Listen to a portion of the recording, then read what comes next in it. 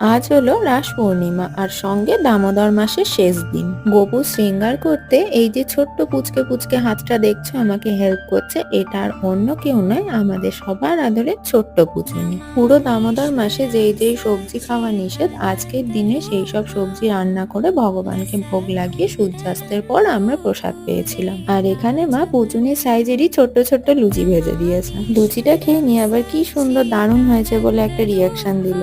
তারপর তো আমার একটা ফেস প্যাকের শুট ছিল, তো নিজে ফেস প্যাক মেখেছি, সঙ্গে মাকেও মাখিয়ে দিয়েছি। আজকের পরে তো সেরম বড় অনুষ্ঠান বলতে আর কিছু নেই, তাই বাড়ির সব লাইটিং গুলো খুলে নিয়েছিলাম। সব কাজ শেষ করে যখন বাবাই এসেছিল তখন বাবাইকেও ফেস প্যাকটা লাগিয়ে দিয়েছিলাম, ধরে বেঁধে বসিয়ে নিয়ে। ফেস প্যাকটা মেখে বাবাই বলছে সারা জীবনে যা করিনি তোর চক্করে পড়ে এইসব করতে হচ্ছে।